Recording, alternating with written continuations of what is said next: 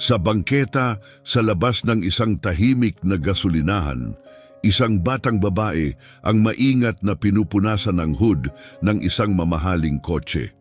Sa loob, isang mayamang lalaki ang nakatayo at pinagmamasdan siya sa pamamagitan ng bintana, handang pagsabihan siyang huminto hanggang sa marinig niya ang awitin na marahang inaawit ng bata. Parehong lullaby iyon na dati ay inaawit ng kanyang anak na babae kasama ang ina nito bago pa man ang trahedya. Isang karaniwang maulap na umaga sa Seattle, may mabibigat na ulap sa kalangitan, ngunit may kakaibang pakiramdam sa hangin, tila humihinga ito ng mahirap.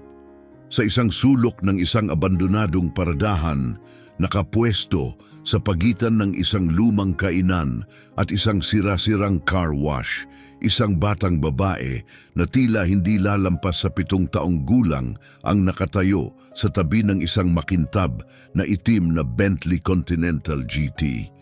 Ang kotse ay kumikislap na parabang kakalabas lang sa showroom. Wala siyang suot na uniforme, walang matanda sa paligid at walang umutos sa kanya na naroon siya. Ngunit pinupunasan niya ng maingat ang ibabaw ng kotse na parabang isang mahalagang bagay, halos banal. Sa loob ng kotse, sa likod ng tinted na bintana, nakaupo si Marcelo Torres. Nakasuot ng perpektong suit at may suot na Swiss watch na mas mahal kaysa karamihan ng mga bahay. Tahimik niyang pinagmamasdan ng bata.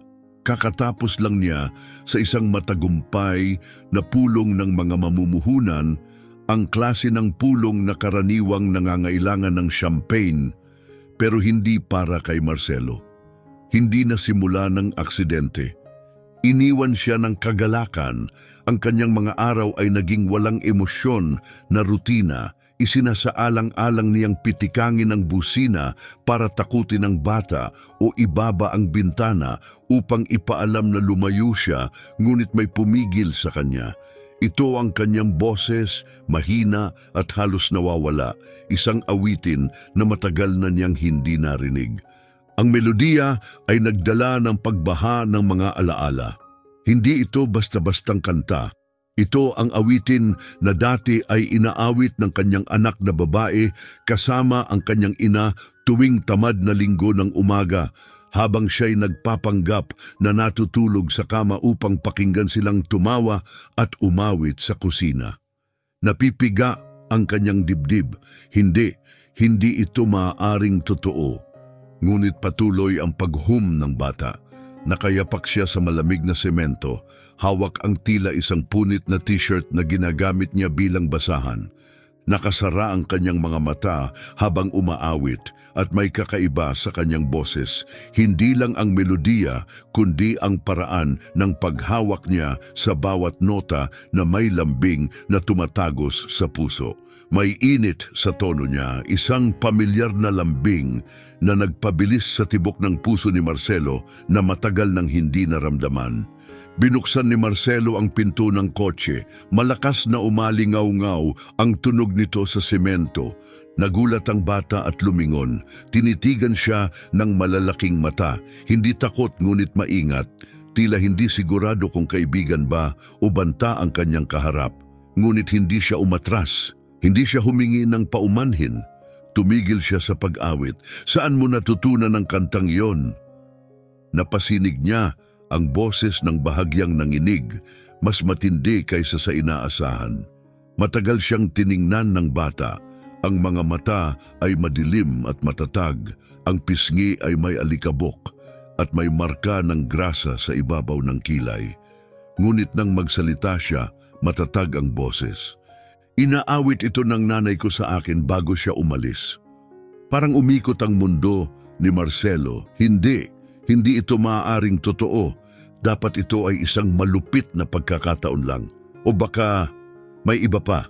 Ano ang pangalan ng nanay mo? Tanong niya. Nagatubili siya, tumingin sa pintuan ng istasyon, saka muling tumingin sa kanya. Esmeralda Reyes. At sa isang iglap na giba ang kanyang mundo. Natungtong si Marcelo ng isang hakbang pabalik, nahihirapan huminga. Si Esmeralda Reyes ang parehong pangalang nakaukit sa lapida kung saan niya inilibing ang kanyang asawa. Pero ang kanilang anak na babae ay namatay kasama niya. Yun ang sinabi sa kanya. Yun ang pinaniwalaan niya ng maraming taon. Pero narito ang batang ito, umaawit ng parehong kanta sa parehong boses. Mahigpit niyang pinikit ang mga mata, tila naghahanda, at muli siyang nagpatuloy sa pag-awit. Parehong mga nota, pero ngayon ay may kirot na nasa likod nito. Isang tahimik na kalungkutan na tila alam kung ano ang binubuhay nito sa loob niya. Lumuhod si Marcelo, hindi inalintana na tinuklap ng matalim na semento ang kanyang mamahaling pantalon. Dumaloy ang luha ng mabilis, di mapigilan. Isang pagbaha pagkatapos ng maraming taon ng tagtuyot. Tumigil ang bata. "Mister, ayos ka lang ba?" Tumingin siya sa bata, malabo ang paningin dahil sa mga luha. Ngunit hindi siya sumagot dahil ang tunay na tanong, yung mahalaga, ay nananatiling nakabaon sa kanyang puso. Sino ba talaga ang batang ito? At bakit sinasabi ng bawat selula sa kanyang katawan na hindi ito isang estranghero? Ulit-ulit sa kanyang isip ang pangalan, Esmeralda Reyes. Hindi ito makatwiran, parang isang espiritu ang nagkatawang tao sa liwanag ng araw. Habang ang mga sasakyan ay dumaraan sa kalapit na highway, hindi alam na ang mundo ng isang lalaki ay unti-unting nagugunaw. Para sa publiko, si Marcelo Torres ay isang alamat, isang higanting pinansyal. Tinawag siyang matigas ang puso. Pangulo ng isa sa pinakamalalaking kumpanya ng pamumuhunan sa West Coast. Halos ₱900 milyong ang halaga, nasa mga pabalat ng magasin, sa mga pandaigdigang entablado, tagapayo ng mga supermayaman. Ngunit walang nakakaalam na gabi-gabi siya'y gising, nakatitig sa kisame, hinahabol ng mga matang iyon ng isang batang babae na hindi niya kailanman nakita na lumaki. Si Chloe. Masakit pa rin sa kanya ang pangalan niya. 5 taong gulang lang siya nang madulas ang kotse sa tulay. Si Esmeralda ang nagmamaneho. Umuulan gaya ng dati sa Seattle. Sabi ng balita na nawala siya sa kontrol ng sasakyan. Nang dumating ang mga rescue team, nahanap nila ang bangkay ni Esmeralda sa unang upuan. Ngunit wala silang nakita kay Chloe. Malakas ang agos ng ilog ng araw na iyon. Sabi nila, ito ang kumuha sa kanya. Walang katawan na nahanap kailanman. Naglibing sila ng isang walang laman na kabaong. At doon nilibing ni Marcelo ang nalalabing piraso ng kanyang puso. Nalunod siya sa trabaho, sinusubukang patahimikin ang sakit. Mga negosyong $1,000,000,000, walang katapusang pagpupulong.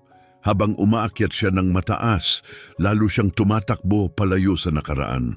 Ngunit hindi ito paggaling, itinatago niya lang ito. At ngayon, sa tahimik na paradahan ng isang nakalimutang gasolinahan, nakatayo ang isang bata na may parehong mga mata ng isang nawala sa kanya. Matapos ang mahabang katahimikan, muling nagsalita ang bata. "Ako si Carmen Reyes." 7 taong gulang siya. O ganun niya pinaniniwalaan. Naninirahan siya kasama ang isang matandang babae na nagngangalang Evelyn na tumanggap sa kanya matapos iwan siya sa isang shelter sa Tacoma. 2 taon na ang nakalipas. Walang sino mang lumapit para kunin siya. Isang umaga bigla siyang lumitaw. May dalang maliit na backpack, isang luma at gusot na manika na walang buhok at isang gusot na sulat na nagsasabing, "Please take care of her." "Naalala mo ba ang nanay mo?" Mahinahong tanong ni Marcelo, pilit na pinipigilan ang pagguga ng kanyang boses. Umiling ng bahagya ang bata, hindi masyado yung paano siya umaawit, parang yung kantang hinihimig ko kanina. Bawat salita ay tila kutsilyo na sumaksak sa dibdib ni Marcelo. Parang sinusubukan ng panahon na pagtahirin ang kanyang mga sugat, ngunit gamit ang mga pira-pirasong salamin sa halip na sinulid. Ngunit sa likod ng sakit, may isang bagay na hindi niya kilala ang gumising sa loob niya. Pag-asa, Isang damdaming matagal nang hindi niya pinayagan maramdaman, nakabaon sa ilalim ng mga taon ng dalamhati at hindi paniniwala. Ngunit ngayon, ito'y unti-unting tumataas, pinipilit buksan ang mga pader na kanyang itinayo. Ngunit may isang bagay pa siyang kailangang malaman. Meron ka bang kahit anong gamit niya? Yung mga binigay niya sa'yo? Tanong niya. Napahinto si Carmen at nag-isip. Pagkatapos ay inabot niya mula sa likod ng kanyang bulsa ang isang maliit, pinilipit na papel. Gusot at pinalambot na ng panahon. Maingat niyang iniabot ito, parang isang kayamanan. Binuksan ito ni Marcelo, nanginginig ang mga kamay. Isang guhit ng bata, isang dilaw na araw, isang maliwanag na berdeng parang at isang bahay na may patulis na puno sa tabi nito. Sa sulok, nakasulat gamit ang magulong block letters, Mommy, Me, and Daddy. Bigla siyang nahirapang huminga. Ito ba ang ikaw ang gumuhit? Tanong niya, halos hindi makapagsalita. Umiiling siya. Sabi ni Evelyn, nasa backpack ko ito nung dumating ako sa shelter. Hindi ko na maalala kung ako ang gumawa, pero sa tingin ko, maganda ito. Sa sandaling iyon, alam ni Marcelo, kailangan niyang hanapin ang katotohanan. Kahit masaktan pa siya. Dahil kung may kahit maliit na posibilidad na ang batang ito ay ang kanyang anak na babae, hindi niya pwedeng iwan. Biglang nag-vibrate ang kanyang telepono. Si Gerald, ang kanyang assistant, ang tumawag. Mr. Torres, handa na ang jet. Kung hindi tayo aalis ngayon, mamimiss mo ang flight mo. Pupunta siya sa New York, sa isa pang meeting, isa pang deal. Hindi sumagot si Marcelo, pinutol niya ang tawag. Tumingin si Carmen sa kanya nang walang imik na para bang naiintindihan na niya ang isang bagay na hindi pa natututunan ng karamihan sa kanyang edad, na palaging umaalis ang mga matanda. Pero hindi si Marcelo, hindi ngayon, nanatili siya. Sa unang pagkakataon sa mahabang panahon, nanatili siya. Nagugutom ka ba? Tanong niya, nilulunok ang makapal na bukol sa kanyang lalamunan. Nagniningning ang mga mata ni Carmen. Isang kisap mata lang, pero sapat para ipakita kung gaano kahalaga ang tanong na iyon sa kanya. Naglakad sila papunta sa isang maliit na kainan sa tabi ng kalsada.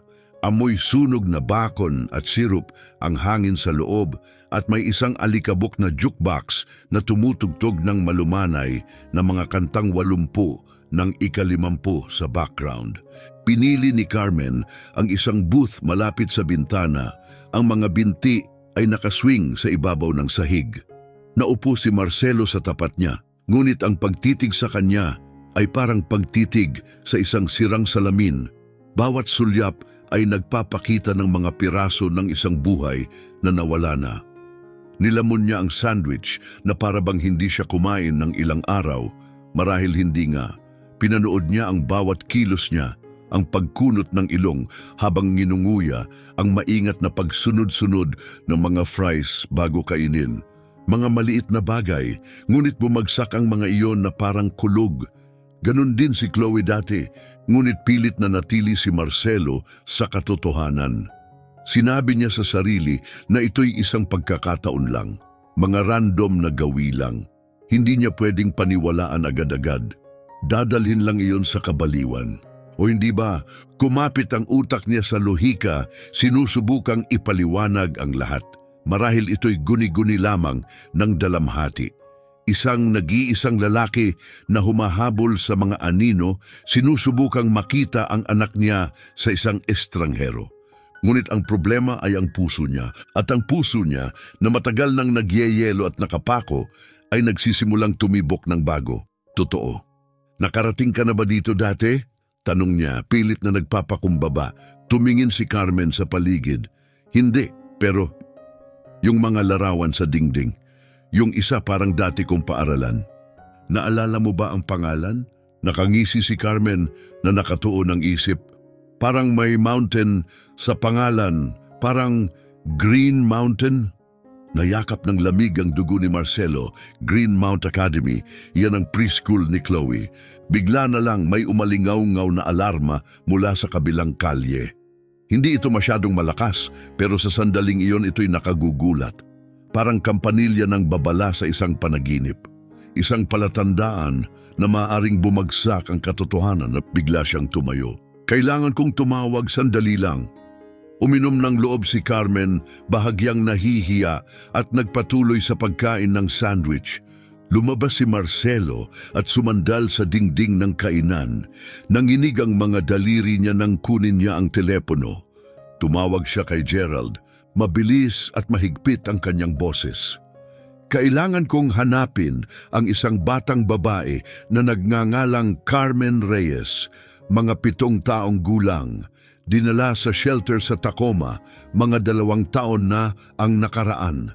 Kailangan ko ng mga record, anumang mayroon, sino ang nagdala sa kanya, sa anong pangalan siya dinala. Lahat. Natahimik siya sandali tapos nagdagdag at tingnan mo rin ang file ng aksidente ni Esmeralda. Bawat detalye. Gusto kong malaman kung may posibilidad kahit gaano kaliit na nakaligtas si Chloe. Nagkaroon ng saglit na katahimikan sa linya. Tinanong ni Gerald, Ginoo Torres, seryoso ka ba tungkol dito? Hindi nagatubili si Marcelo, mas seryoso kaysa dati. Ngunit wala sa kanila ang nakakaalam kung ano na ang unti-unting nangyayari, isang bagay na magbabago ng lahat.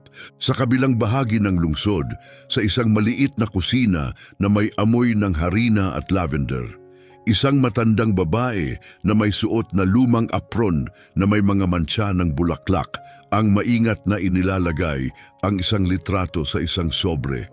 Ang larawan ay lumana, nagpapakita kay Esmeralda at Chloe na magkasamang nakangiti. Sa likod nito, nakasulat sa nanginginig na sulat kamay ang 2 salita lang, "Patawarin mo ako." Nanginginig ang mga kamay ng babae habang siniselyuhan ng sobre. Ang pangalan niya ay Evelyn, ang parehong babae na nagpalaki kay Carmen. Sa diner, tahimik na nakaupo si Carmen sa booth malapit sa bintana, naghihintay na bumalik si Marcelo. Kalma ang kanyang ekspresyon, halos masyadong kalmado para sa isang bata.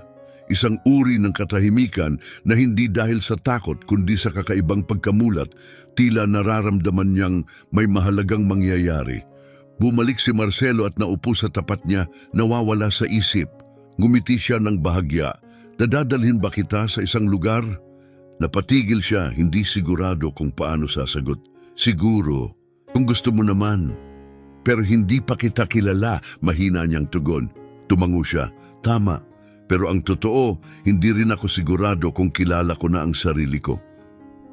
Napahagulhol siya ng bahagya. Ang tawa niya, tulad mismo ni Chloe, dito siya tuluyang napasakit. "Carmen, kung sasabihin kong mag-DNA test tayo, ayos lang ba sa'yo?"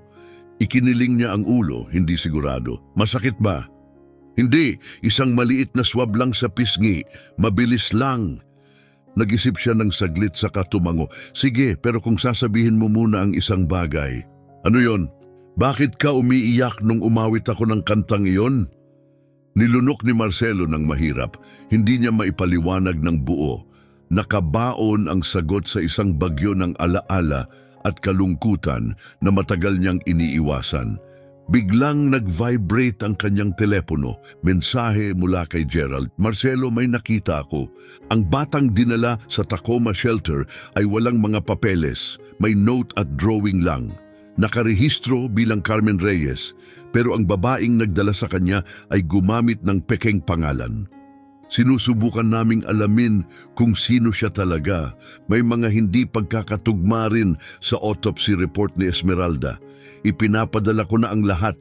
Huminto ang puso ni Marcelo. Nangalay ang mga daliri. Naupo siyang hindi gumagalaw sa tapat ng batang maaaring si Chloe, ang anak niyang nawala sa ilog mahigit 2 taon na ang nakalipas. Ngunit isang tanong ang sumisigaw ng higit sa iba. Bakit wala nang nagsabi sa kanya? Paano na ideklara si Chloe na patay kung walang katawan? At ang pinakakatakutan, sino ang kumuha sa kanya? Sino ang nagpasya na itago siya? Pumikit siya sandali, sinusubukang ayusin ang gulo sa kanyang isipan. Nang buksan niya ang mga mata, pinagmamasdan siya ni Carmen. Pale ang kulay mo, mister. Pinilit niyang ngumiti ng mahina. Medyo nahihilo lang. Lilipas din. Tinitigan siya ni Carmen. Parang laging malungkot ka kahit nakangiti ka. Masakit iyon kaysa sa anumang sinabi. Ganon din ikaw, Carmen. Tumingin siya sa lupa, iniikot-ikot ang mga daliri. Minsan, namimiss ko ang isang tao kahit hindi ko siya kilala. Mabigat ang katahimikan sa pagitan nila, tila pinipiga ang mundo sa labas.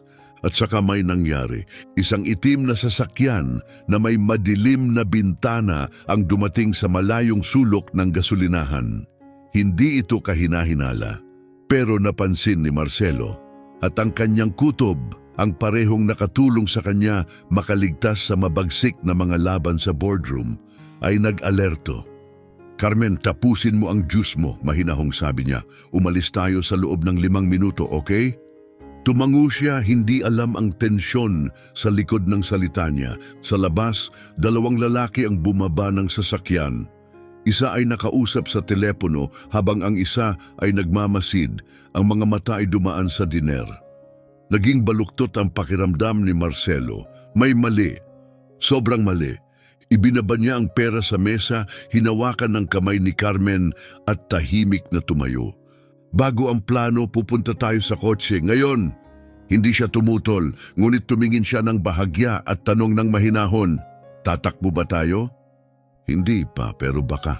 Naglakad silang mabilis sa parking lot. Nanginig ang mga kamay ni Marcelo habang isinabit si Carmen sa upuan ng pasahero. Lumingon siya ng sapat lang para makita ang isa sa mga lalaki na papalapit na ng mabilis. Sumakay si Marcelo sa upuan ng driver at sinimulang paandarin ang Bentley. Umalis sila bago pa man makita ng lalaki ang kanilang mga mukha. Ang daan sa unahan ay nagbigay ng pansamantalang takas. Ngunit mababaw ang paghinga ni Marcelo, tensyonado ang katawan dahil sa adrenaline. Tumingin si Carmen sa labas ng bintana, seryoso ang mukha. Sino ang mga lalaking iyon? Tanong niya. Tahimik si Marcelo bago sumagot. Hindi ko alam, pero hahanapin ko. Nagmamadali ang isip niya. Kung may nagtago kay Chloe, may dahilan higit pa sa pagkakataon. Posibleng si Evelyn o may iba pa siyang pinaglilingkuran. At naalala niya ang sobre, ang litrato, ang mga salitang patawarin mo ako. Kailangan niya ng sagot ngayon. Carmen, may numero ba ng telepono si Evelyn? Umiiling siya. Wala, pero alam ko kung saan bahay niya. Malapit sa simbahan. Yung simbahan na may kampana na tumutunog ng 3 beses sa hapon, mahinang sabi ni Carmen. Nahilab ang kapit ni Marcelo sa manibela. Kaunti lang ang pwedeng pagbatayan pero iyon lang ang meron sila. Kinuha niya ang telepono at binuksan ang GPS. Hinahanap ang mga ruta malapit sa mga simbahan sa South Tacoma na may gumaganang kampanaryo. Habang nagmamaneho, may dumating na bagong notification, mga email mula kay Gerald. Mabilis niyang tiningnan ang mga ito. Kasama sa mga kalakip ay digital na kopya ng death certificate ni Esmeralda at ang opisyal na autopsy report. Nabalisa si Marcelo, hindi magkatugma ang mga pirma. Ang mga nasa record sa ospital ay malinaw na iba sa mga orihinal na nakuha ni Gerald. Hindi ito simpleng pagkakamali sa papeles, sadyang peke ito. May taong nagpakasipag na itago ang isang bagay. Tumingin siya kay Carmen. Natakot ka ba sa kahit sino? Tanong niya. Hindi siya agad sumagot. Nang magsalita, halos boses lang na bulong. Minsan, nakikipag-usap si Evelyn sa telepono, tapos umiiyak. Sapat na yon para kay Marcelo. Sinasabi ng kutob niya na totoo ang panganib. Malapit na ang oras. Muling tiningnan niya si Carmen. Napakaliit sa upuan ng pasahero. Ang seatbelt ay masyadong maluwag sa kanyang payat na katawan. Siya man ay anak niya o hindi, siya ay nasa pangangalaga niya na. At kung may gumawa ng ganito sa kanya, kung tinangkang itago siya, mapanganib ang katotohanan. At kapag mas mapanganib ang katotohanan, mas determinado siyang alamin ito. Lumapit ang skyline ng Tacoma. nakabalot sa kulay abo ng kalangitan at malakas na hangin na dumadaan sa mga kalye na parang bulong mula sa nakaraan. Lahat ay tila pagod, parang isang lungsod na nabubuhay sa alaala ng sariling pagsisisi. Sinundan ni Marcelo ang bawat detalye na naaalala ni Carmen, gaano man kaliit. Tapos, mula sa malayo, tumunog ang kampana, 3 mabagal at maingat na huni, parang senyas mula sa tadhana. Natagpuan nila ang bahay. Maliit ito, may mga bitak sa kahoy na siding, pumupurong pintura at ang bakuran ay natakpan ng mga damo. Parang matagal nang tumigil itong maging tahanan. "Iyon," sabi ni Carmen, nagturo. Nararamdaman ni Marcelo ang tibok ng puso habang nagpark. "Manatili ka sa loob ng kotse," utos niya. "Sisigawan mo ba siya?" Mahinang tanong niya. Napatigil si Marcelo. "Hindi, kailangan ko lang ng mga sagot." Bawat hakbang patungo sa pinto ay parang pagsabak sa malalim at madilim na tubig. 3 beses siyang kumatok, humawa ang kurtina. Pagkatapos ay dahan-dahang bumukas ang pinto. Nandiyan si Evelyn, mas matanda, mas pagod kaysa sa litrato sa shelter file. Maputla ang mukha, pagod ang mga mata, nanginginig ang mga kamay habang hawak ang sobre na hindi na niya maitago. "Marcelo Torres," sabi niya, nanginginig ang boses. "Alam ko darating ang araw na ito." Anak ko ba siya? Diretso ang tanong ni Marcelo. Naubos na ang pasensya. Napuno ng luha ang mga mata ni Evelyn. "Pumasok ka, please." Maliit at madilim ang sala, amoy alikabok at mga bagay na nakalimutan ng hangin. Umupo siya sa isang sira-sirang armchair at sinalubong si Marcelo na umupo sa tapat niya. Nanatiling nakatayo si Marcelo. "Nandun ako." Simula ni Evelyn, mahigpit na hinahawakan ng sobre na parang kalasag sa katotohanan. "Nagtatrabaho ako sa ER nung dinala si Esmeralda, asawa mo." Napahinto siya. "Nandun din ang batang babae. Buhay, may pasa, natatakot pero buhay." Tumibok ng malakas ang puso ni Marcelo. Pagkatapos, may isang lalaki na dumating. Sinabi niyang kamag-anak siya, may mga papeles. Sabi niya, ikaw ang nagpadala sa kanya. "Kasinungalingan yun," sagot ni Marcelo. "Hindi ako nagpadala ng kahit sino." "Alam ko," mahina ang sagot ni Evelyn, "pero noon hindi ko pa alam. Nang malaman ko na peking mga dokumento ang mga iyon, huli na, nawala na siya." Nagsikip ang panga ni Marcelo habang tila umiling ang silid. Pagkatapos, 2 taon na ang nakalipas, may nag-iwan sa kanya sa shelter kung saan ako volunteer. Marumi siya, natatakot, hawak ang parehong guhit na nakita mo. "Bakit hindi mo ito in-report sa pulis?" tanong ni Marcelo, pilit na hindi sumigaw. "Natakot ako," lumuhod siya, nasira ang loob. "Akala ko, kung sasabihin ko sa iba, mawawala siya ulit. Hindi ko alam kung sino ang mapagkakatiwalaan. Kaya pinrotektahan ko siya, ginawa ko ang lahat." Lumapit si Marcelo. "Yung lalaki, naalala mo ba siya, pangalan niya?" Dahan-dahang tumango si Evelyn at binuksan ang sobre. Nasa loob ang isang malabong litrato. Kuha mula sa seguridad camera ng ospital. Isang lalaki na nakaitim na sombrero at salaming pang-araw, hawak ang isang maliit na bata. Nakasilid ang mukha niya maliban sa hugis ng panga at kurba ng bibig. Tumingin si Marcelo. "Diyos ko," bulong niya, kilala niya ang mukha. Si Nestor Soriano, dating kasosyo niya sa negosyo. Ang lalaking inakusahan niya ng paglustay ng milyong-milyong piso. Ang lalaking kanyang winasak ng legal, pampubliko at tuluyan. Ngayon lahat ay malinaw. Paghihiganti ito, bulong ni Marcelo. Kinuha niya siya at nang hindi niya makuha ang gusto, tinanggal niya siya. Tumango si Evelyn, umiiyak na ngayon. "Pasensya na. Sinubukan ko siyang protektahan. Ginawa ko ang lahat." Umakyat si Marcelo pabalik. Parang pinipiga siya ng mga pader. Higit pa ito sa isang trahedya. Ito'y kalupitan na balot ng kapangyarihan, isang bata na ginamit bilang sangkol sa isang tahimik na digmaan ng 2 makapangyarihang lalaki. At ngayon, si Chloe, si Carmen, ay nasa kotse niya, naghihintay ng paliwanag sa mundong nagtaksil sa kanya mula pa simula. Pagkatapos, mula sa labas, Narinig nila ito. Biglang sumigaw ang gulong ng sasakyan. Sumabog ang katahimikan sa labas. Nagmadaling tumungo si Marcelo sa bintana. Isang itim na SUV ang biglang pumasok sa kalye. Matindi ang preno. 3 lalaki ang bumagsak palabas. Isa sa kanila, si Nestor Soriano. "Ilabas mo siya sa likod. Ngayon din," sigaw ni Marcelo kay Evelyn. Hindi siya nag-atubili. Naglakad si Marcelo palabas ng mag-isa, apoy ng galit at dalamhati ang naglalagablab sa dibdib niya. Lumapit si Nestor, nakangiti pa rin ng mayabang, ng ngiting dati niyang ginagamit sa mga boardroom, ang ngiting nagtago ng pagtataksil sa ilalim ng makikinis na Amerikana. "Naku, pangaasar ni Nestor. Hinahabol mo pa rin ang mga multo, Marcelo?"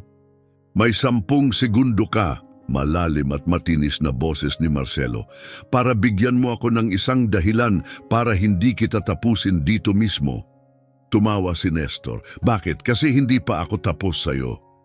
Dumikit ang dalawang kasama niya. Alam ni Marcelo na hindi ito ang katapusan. Simula pa lang ito.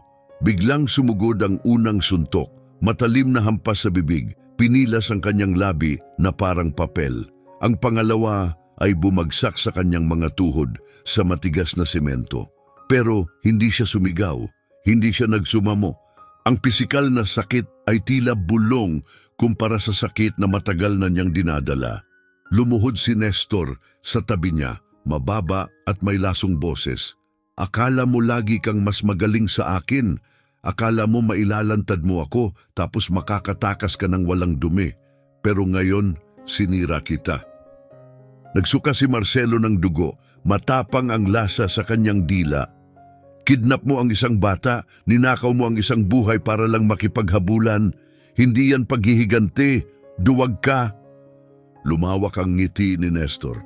"Higit pa sa paghihiganti yan, patunay ito. Patunay na alamat lang ang hustisya. Sa mundong ito, mga panalo lang ang nakakaligtas." Dinakip ng dalawang lalaki si Marcelo at hinila papunta sa SUV. Lumaban siya pero unti-unti nang nauubos ang lakas niya. Masakit ang bawat galaw ng mga kalamnan. Nasa ilang metro lang ang Bentley pero parang nasa ibang planeta na iyon. At si Carmen, nasan siya? Paano kung na-late siya? Paano kung hindi na nailabas ni Evelyn si Carmen? Paano kung pagkatapos ng lahat, ang maliit na batang natagpuan niya lang ay nawala na naman? Biglang may tunog, matalim, tumagas sa dilim. Isang tinig, "Daddy!" Biglang bumuka ang mga mata ni Marcelo. Lumingon siya, malabo ang paningin sa dugo at pawis. Si Carmen ay tumatakbo sa gilid ng bahay. Magulo ang buhok, malalawak ang mga mata sa takot. Sa likod niya, isa sa mga lalaki, isang mabigat na kalalakihan na naka-gray na jacket, ay humahabol na parang hayop. "Wag!" sigaw ni Marcelo, pinipilit tumayo. Sinipa siya ni Nestor sa dibdib, bumagsak siya ulit. "Tapos na ito, tanggapin mo na." Ngunit tumanggi si Marcelo. Pinatakbo ng isang sinaunang lakas, ng isang bagay na mas matanda pa sa sakit, umikot siya sa gilid at sinipa ang isang lalaki sa binti. Natumba ito. Sa likaw ng gutom na instinto, kinuha ni Marcelo ang isang matulis na bato sa lupa at hinarang ito sa mukha ng isa pang kalaban. Hindi ito lakas, pagkadesisyon, at pansamantala nagtagumpay siya. Nakarating si Carmen sa kanya. Bumagsak siya sa mga bisig ni Marcelo, nanginginig sa takot, basa ng luha ang kanyang damit. "Sasakalin niya ako," umiyak siya. Yumakap si Marcelo sa kanya, pinoprotektahan siya ng kanyang sugatang katawan. Wasak siya, duguan, ngunit hindi napabagsak. At doon niya naramdaman ang malamig na klik ng baril sa likod ng kanyang leeg. Tapusin na ang laro, bulong ni Nestor, walang emosyon ang boses. At saka mga sirena, pulang at asul na ilaw ang nagliwanag sa kalye. May kapitbahay na natakot sa ingay, tumawag ng pulis. Nag-alinlangan ang mga umaatake, isa ang tumakbo palayo, isa ang nagtangkang magtago sa dilim. Hindi gumalaw si Nestor. Nakatayo lang siya, hawak pa rin ang baril, nakatitig kay Marcelo. Hindi pa tapos ito, bulong niya, bago ibinaba ang baril at iniangat ang mga kamay bilang pagsuko. Nilapitan siya ng mga opisyal, pinabagsak sa lupa at kinaladkad na walang awa. Tinulungan siyang tumayo ng isa pang pulis. Isang pulis naman ang lumuhod sa tabi ni Carmen, mahina ang boses na nagpapakalma sa nanginginig niyang katawan. Ngunit nagawa na ang pinsala. Dumating ang mga paramedic, dinala si Marcelo sa ambulansya, ipinasakay si Carmen sa hiwalay na sasakyan, nasa pangangalaga ng isang social worker ng estado. Sinabi sa kanya ni Marcelo na patas na proseso ito.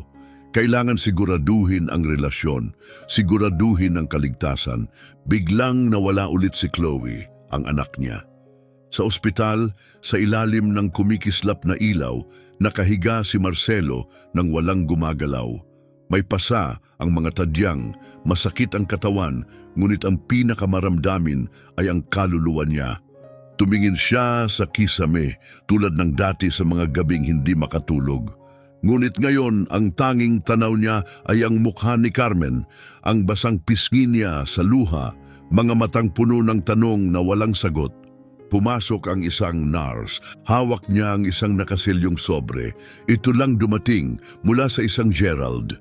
Binuksan ni Marcelo ito ng nanginginig ang mga kamay na may benda. Nasa loob, ang resulta ng DNA test. Pagkakataon na siya ang ama, 79.999. Dumagsa ang mga luha ng walang babala, ngunit hindi ito ginhawa. Pinatunayan nito ang alam niya sa kaibuturan ng puso at ang pinakamalaking takot niya, si Carmen ang kanyang anak. At muli nabigo siyang protektahan siya. Dumaan ng 2 mahabang araw, nananatili si Marcelo sa kama ng ospital, nakatitig sa pinto. Umaasang babukas ito bawat sandali. Umaasang sasambulat si Carmen na parang isang pangarap na nagbalik. Ngunit wala, mabagal ang sistema, mga patakaran, mga pagsusuri, mga papel, burokrasya. Naging isang kaso si Carmen hanggang sa hapon ng 3 araw. Bumalik siya, hindi siya nag-iisa. Kasama ni Carmen ang isang babae na nagngangalang Paula, isang social worker na may kalmadong mga mata at mahinahong presensya. Hawak ni Carmen ang isang maliit na asul na kuwaderno sa kanyang dibdib, na parabang ito ay isang marupok na bagay. 10 minuto lang kayo, mahinahong sabi ni Paula. Walang hawak-hawak, walang pangakong ibibigay, nasa ilalim pa rin ng pagsusuri ng korte ang kustodiya. Tumango si Marcelo. Hindi niya pinansin ang mga patakaran, labis siyang nagpapasalamat na makita siyang muli. Lumapit si Carmen, tumitig sa mga pasa at bendahe sa mukha niya. Huminto siya sa tabi ng kama ng ospital. "Kumusta?" bati niya. Ngumiti si Marcelo, pagod pero mahinahon. "Kumusta, Carmen? Mas mabuti ka na ba?" "Konti," sagot niya. Sa bawat pagkikita natin, unti-unting gumagaling ang pakiramdam ko." Tumingin siya sa ibaba, kinakabahan habang ginugugol ang gilid ng kanyang kwaderno. Napuno ng katahimikan ang pagitan nila. Mabigat ngunit tapat. "Tinatanong nila ako kung gusto kong manirahan sa ibang lugar," mahina niyang sabi. Nahinto ang hininga ni Marcelo. Ano ang sinabi mo?" Tumingin siya diretso sa mga mata niya. At doon, unang beses, may nakita siyang isang malakas na desisyon, mahina ngunit matatag. "Sabi ko, gusto kong manatili sa'yo." Parang isang ilaw ang sumilaw sa madilim na silid ng kanyang puso. "Carmen," mahina niyang bulong, nanginginig ang boses. "Pero sinabi nila hindi ka talaga tatay ko," dagdag niya, "dahil hindi mo ako pinalaki." Tumango si Marcelo ng dahan-dahan. "Tama sila, hindi ako nandyan nung kailangan mo ako. Hindi ako nandyan nang natatakot ka, nag-iisa o nasaktan. Nawalan ako ng lahat, nabigo ako." Hinawakan niya ang mga salita ng maingat na parang baka masira kung pagmamadalian. Pero kung mabibigyan ako ng pagkakataon, gusto kong matutunan kung paano maging nandito ngayon. Ninilay niya ang kanyang ibabang labi, tila nahihirapang ipahayag ang isang bagay sa loob. Tapos, tahimik niyang iniabot ang kwaderno kay Marcelo. Iguhit kita, gusto mo bang makita? Nilapag ni Marcelo ang mga kamay, nanginginig habang binubuksan ang mga pahina, isang simpleng guhit, krayola at imahinasyon lang, isang parke, isang lalaki at batang babae na magkahawak kamay at katabi nila isang aso. Hindi sila nag-usap tungkol sa mga aso, pero naroon ito. Sa larawang iyon, nakita niya ang isang bagay na hindi nabili ng pera. Isang bagay na hindi niya nahanap sa mundo ng pananalapi. Isang pakiramdam ng tahanan. Hindi ako magaling sa pagguhit, amin niya. Magaling ka sa pagyakap, banayad na sagot niya. Muling huminto ang usapan, ngunit ang katahimikan ay matamis, parang katahimikan pagkatapos ng bagyo. Tumingin si Paula sa relo, ngunit hindi nagpahinto. Naiintindihan niya. Nasasaksihan niya ang dalawang taong nagsusumikap maging pamilya. Dahan-dahan, maingat, parang muling pagtatayo ng bahay mula sa mga guho. Carmen, tanong ni Marcelo, pahihintulutan mo ba akong subukang maging kung ano ang kailangan mo, kahit minsan ay hindi ko magawa ng tama? Nag-alinlangan siya. Pagkatapos ay ngumiti. Sa tingin ko, ginagawa mo na. Mas higit pa ito sa dati kong meron. Mahigpit na niyakap ni Marcelo ang kwaderno sa dibdib niya para bang ito ay banal. Dahil sa sandaling iyon, ganun nga ito. Lumapit si Paula. Tapos na ang oras mo, Carmen. Lumingon si Carmen palabas, tapos huminto. Kapag nagkaroon tayo ng bahay, pwede ba tayong mag-alaga ng aso? Napangiti si Marcelo, unang tunay na tawa niya sa loob ng maraming buwan. Isang tawang galing sa malalim at walang pagtatakip. Ayusin natin yan nang magkasama, sagot niya. At doon siya umalis. Nag-iisa siya muli pero hindi walang laman. Ngayon may bago siyang dahilan sapagkat sa huli, hindi ito tungkol sa DNA, hindi ito tungkol sa mga papeles o kung ano ang ninakaw ng nakaraan. Ito ay tungkol sa pagiging nandyan, pagsisikap, pagmamahal, kahit takot ka. At si Marcelo Torres na dati hungkag at naligaw ay handa nang magsimula. Ngunit hindi niya alam, hindi lahat ay gusto siya. Sa likod ng mga nakasarang pinto, naghahanda ang hukuman para sa huling desisyon. Malamig at walang emosyon, mga dingding na gawa sa madilim na kahoy. Ang uri ng katahimikan na nagpapabigat sa bawat salitang binibitawan. Ang hukom, isang babae na may kulay abo ang buhok at matapang na mga mata, ay nakaupo sa itaas nila na parang hinukay sa bato ang ekspresyon. Nakasuit si Marcelo na kulay uling, hindi pa nag-ahit, ngunit matatag ang mga mata. Katabi niya ang abogado, isa sa pinakamahusay sa estado, espesyalista sa family law at kilala sa pagiging matiyaga. Sa kabilang dako, tinitingnan ng abogado ng Child Services ang mga file niya na parang gumagawa ng autopsy. Bawat linya ay klinikal, walang emosyon. Hindi kasama si Carmen sa hukuman, ito ay sadyang ginawa. Gusto ng legal na grupo na hindi na siya madagdagan ng stress. Ngunit bawat salitang binibitawan dito, bawat argumento, ang magpapasya kung maaari bang kilalanin si Marcelo bilang ama niya ayon sa batas.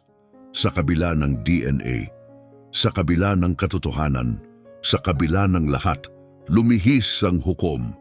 Ginoo Torres, panimula niya kalmado ngunit malamig ang boses, ipinaabot ng departamento ang pag-aalala tungkol sa iyong kamakailang emosyonal na kawalang tatag, ang marahas na insidente laban sa mga di-umano'y kidnappers, at ang katotohanang nanirahan ng bata ng 2 taon na wala sa iyong pangangalaga. Ano ang nais mong sabihin bilang tugon? Dahan-dahang tumayo si Marcelo, hindi siya nanginig. Ginoo, hukom, sagot niya. Nagawa kong mga pagkakamali, napakarami. Matatag at tapat ang boses niya. Nang mawala ang asawa ko, nawala rin ako. Nang sabihin sa akin na namatay ang anak ko, naniwala ako. Dahil akala ko iyon ang parusa sa lahat ng aking pagkukulang. Tumingin siya sa paligid, walang galit sa mga mata niya, tanging katotohanan lang. Ngunit binigyan ako ng buhay ng pangalawang pagkakataon, hindi para baguhin ng nakaraan, kundi para maging nandito ngayon. Natahimik siya, pinili ang mga salita. Hindi kailangan ni Carmen ng perpeksyon. Kailangan niya ng isang taong hindi aalis, isang taong pipiliin siya araw-araw, at iyon ang narito ako para gawin. Hindi nagsalita ang hukom, ngunit may bumago sa kanyang mga mata, isang maliit na bitak sa maskara. Tapos tinanong niya, at paano naman si Ginoong Nestor Soriano? Ang taong responsable sa pagkawala niya? Dati ba siyang kasosyo mo sa negosyo? Ano ang pumigil sa iyo na pagdudahan siya? Tanong ng hukom. Huminga si Marcelo. Nakakabulag ang dalamhati, Ginoo Hukom, at ganoon din kapag nagtitiwala ka sa maling tao. Lumapit ang prosekutor, naglahad ng pangamba na maaring lumala pa ang emosyonal na kalagayan ni Carmen kung ipapasa na ang kustodiyan ngayon. Ngunit mahinahong pumasok ang abogado ni Marcelo.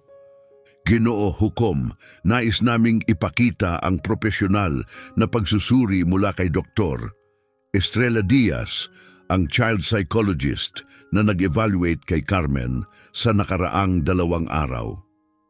Tumango ang hukom, binasa ng malakas sa korte ang sulat. Inilarawan ni Dr. Diaz ang ugnayan nina Carmen at Marcelo bilang ligtas, kusang loob at malalim na nagpagaling. Tinawag niyang isang proseso ng pagpapagaling na 2 panig ang kanilang relasyon.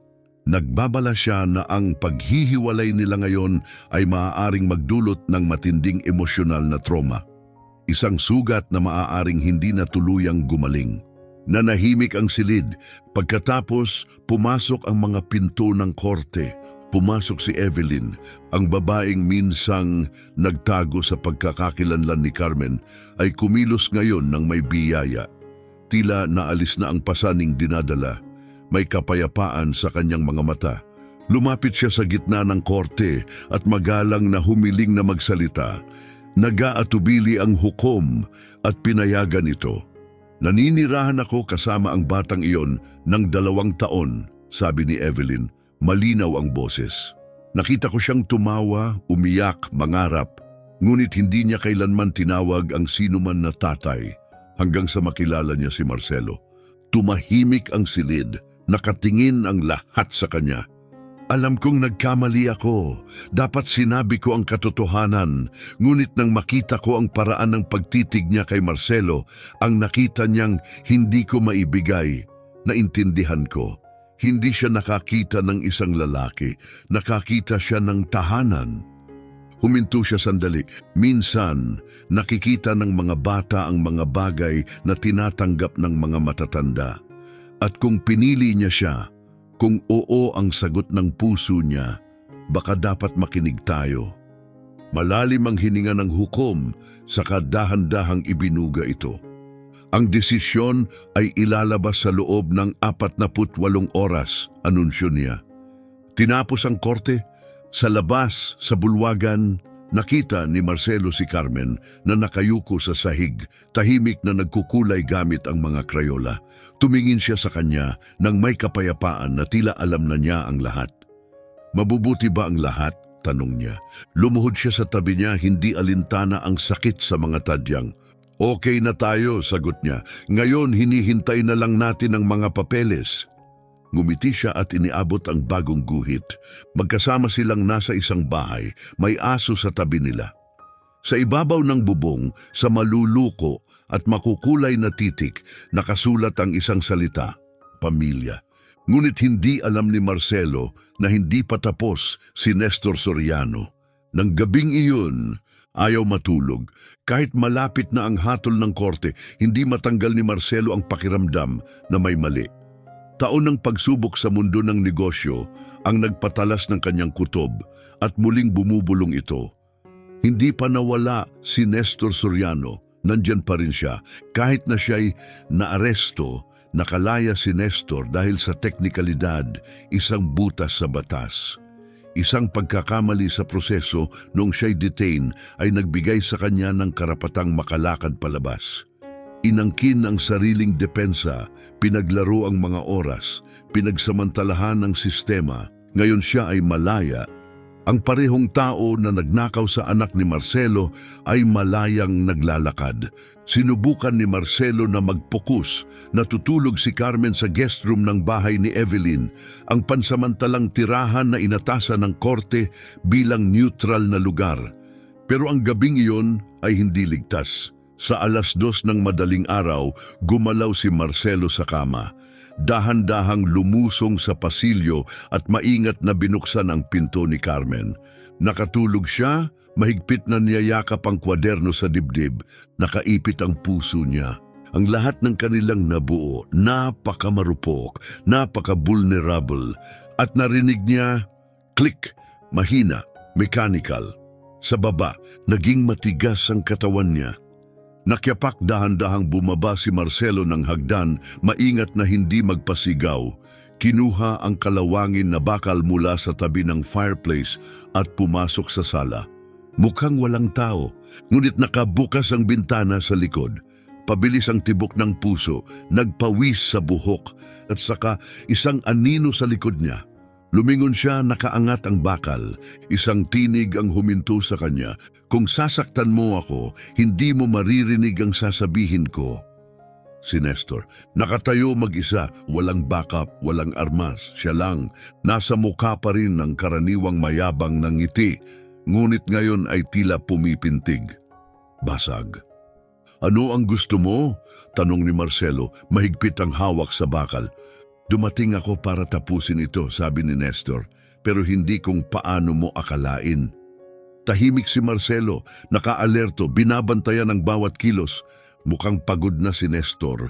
Anak mo siya, pagtatapat ni Nestor. Alam ko na iyon ngayon. Huminto siya sandali, pumipikit ang mga mata. Nang kinuha ko siya, hindi ko naintindihan. Gusto kitang sirain. Pero nang hawakan ko ang maliit na batang ito sa aking mga bisig, hindi siya isang gamit. Siya ay salamin. Bahagyang bumitaw ang hawak ni Marcelo. Bakit mo ginawa? Sigaw niya. Huminga ng malakas si Nestor. Dahil sinira mo ako, inilantad mo ako, kinuha mo ang kumpanya, ang karera ko, ang pangalan ko. Ang pangalan ko, sabi ni Nestor, may pait sa tinig. Iniwan mo akong walang-wala kundi mga balita sa dyaryo. Tinawag mo akong magnanakaw. Sinungaling, gusto kong maramdaman mo kung ano ang mawala ng lahat. Tahimik na tumitig si Marcelo sa kanya. Akala ko ako ang nanalo, dagdag ni Nestor, at sa ilang paraan, marahil nanalo nga ako. Pero may nawala rin ako. Lumihis ang tingin niya. Tinawag niya akong the quiet man, patuloy ni Nestor. Dahil hindi ako masyadong nagsalita. Dinadala ko lang siya dito at doon, dinadala ng pagkain, pinapakita ng cartoons. Itinago ko siya, pero binago niya ang kahulugan ng katahimikan. Naging malayo ang kanyang mga mata, pinakalma niya ako. At iyon, ang pumira sa akin. Lumapit ng kaunti si Marcelo pa rin maingat. Bakit ka nandito?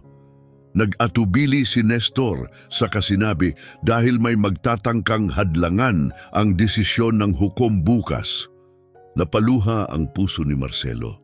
Anong ibig mong sabihin? Mga makapangyarihang tao, seryosong sagot ni Nestor. Mga hukom, mga prosekutor, mga taong may karera na nakaangkla sa mga kasinungalingang nagtago sa kanya. Kapag nalaman ng media ito, masisira ang buhay nila. Naramdaman ni Marcelo ang lamig sa kanyang dugo. Paano mo nalaman ito? Tanong niya. Tumawa si Nestor, tuyo at walang halakhak. Dahil isa ako sa kanila, hanggang kahapon lang. Nagsikip ang panga ni Marcelo. Bakit mo sinabi sa akin ngayon? Lumihis si Nestor sa bintana, biglang napakababa ang boses. Dahil sa unang pagkakataon sa buhay ko, gusto kong gumawa ng tama, kahit huli na. Kinuha niya mula sa bulsa ng Amerikana ang isang maliit na USB drive at inilagay sa mesa. Nandito ang lahat, sabi niya, mga tawag sa telepono, mga email, mga internal memo, sapat para ilantad ang pagtatakip at makuha mo ang buong kustodiya.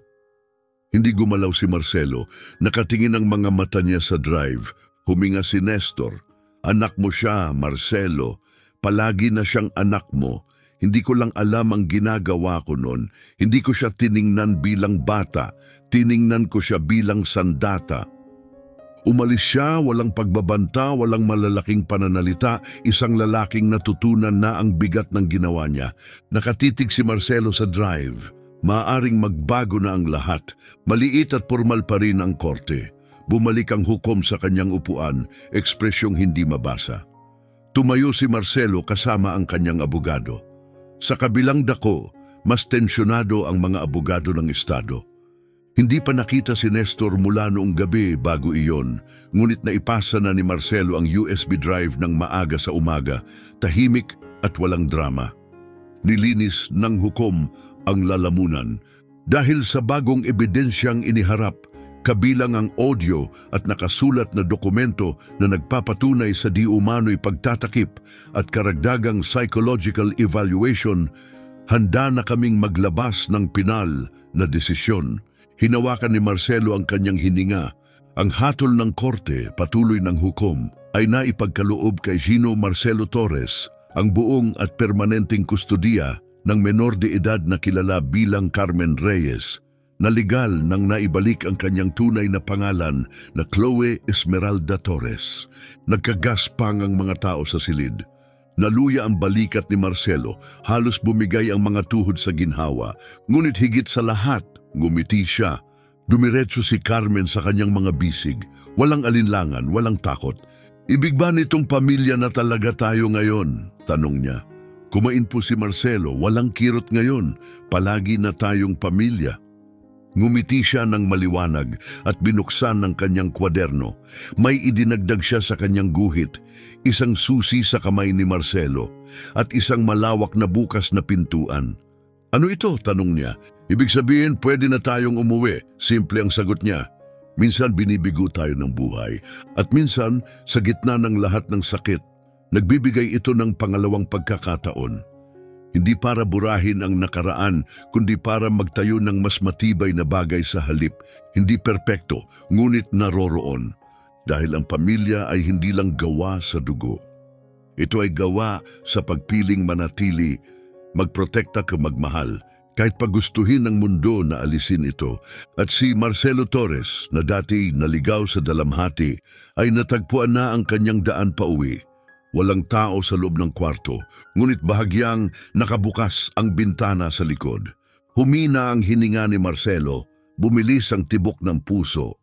Isang manipis na pawis ang kumalat sa kanyang mga templo. Biglang gumalaw ang anino sa likod niya. Mabilis siyang lumingon, nakataas ang sandata hanggang sa isang tinig ang pumigil sa kanya. Kung sasaktan mo ako, hindi mo maririnig ang sasabihin ko. Si Nestor yun, nakatayo mag-isa. Walang backup, walang pagbabanta, walang maskara ng kontrol. Siya lang at ang dati kumpiyansang ngiti, ngayon ay bitak at pagod na. Hindi ibinaba ni Marcelo ang bakal. Ano ang gusto mo? Lumapit ng bahagya si Nestor. Tapusin ang sinimulan ko, pero hindi sa paraan na akala mo. Hindi sumagot si Marcelo. Binabantayan niya ito ng mabuti, nakaalerto ang bawat ugat. Iba ang dating ni Nestor, pagod. Anak mo siya, wika niya sa wakas. Alam ko na iyon ngayon. Dahan-dahan siyang nagsalita para bang may halaga ang bawat salita. Nang kinuha ko siya, hindi ako nag-isip bilang tao. Isip ko'y parang sugatang hayop.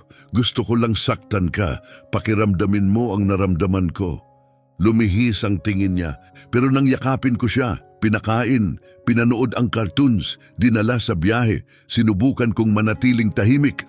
Pero binago niya ang katahimikan, hindi siya basta-basta nabubuhay, sinasalamin niya lahat ng ayaw kong makita. Dahan-dahang ibinaba ni Marcelo ang bakal, ngunit nanatiling maingat. Bakit mo ginawa ito? Tanong niya. Bakit lahat ng ito? Dinampot ni Nestor ang mukha gamit ang dalawang kamay. Dahil kinuha mo ang kumpanya ko, ang pangalan ko. Ginawa mo akong kontrabida. Huminto siya saglit tapos dagdag, linisin mo ang pangalan ng anak mo, ilantad mo ang mga nagtago ng kwento niya, at saka ako mawawala. Nakatitig si Marcelo, di gumalaw, bumobomba ang puso niya. Lumiko si Nestor patungo sa pinto. Kung ipapasa mo ako, hindi ako lalaban, mahina niyang sabi. Pero kung hindi, baka lumaki ang batang iyon sa mundong isang halimaw ang nawala. Ipinatong niya ang isang maliit na USB drive sa mesa at nawala siya sa dilim ng gabi. Tumingin si Marcelo sa flash drive na parabang banal. Sa taas, si Chloe, na sa maraming paraan ay si Carmen pa rin, ay mahimbing na natutulog, di alam na babaguhin muli ang buong buhay niya. At si Marcelo, alam niya kung ano ang kailangang gawin. Ngayon, lalaban siya bilang isang ama, gamit ang lahat ng makakaya niya. Punong-puno ang galeriya, mga mamamahayag, mga abogado, mga tagapagtanggol, mga pamilya. Ang kwento ni Marcelo Torres, ang bilyonaryo na natuklasan, ang anak na buhay pa at lumaban sa sirang sistema, ay kumalat sa publiko. Ngunit matatag si Marcelo. Nakatabi niya si Carmen, nakasandal ang mga binti sa ilalim ng upuan, nagkukulay sa kwaderno. Nakasuot siya ng malambot na asul na damit. Hinaplos ni Evelyn ang buhok niya noong umaga. Ang mga mata niya, kalmado. Ngayon may bagong hukom, isang lalaki na kilala sa pagiging patas at matalim ang pag-iisip.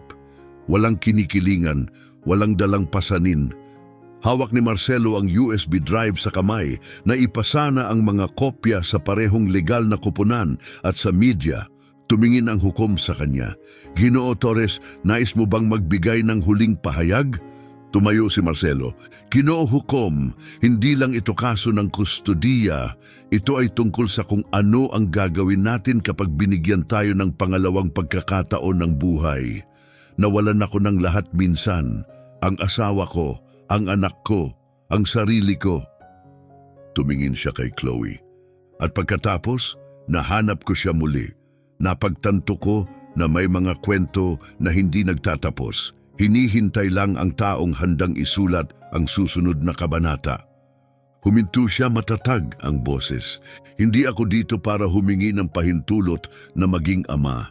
Nandito ako dahil tinanggap ko na ang responsibilidad. Dahil pinili niya ako. At ang pagpiling iyon, ang lahat. Tahimik ang korte, maging ang boses ng prosekutor ay naging mas mahinahon nang lumapit siya.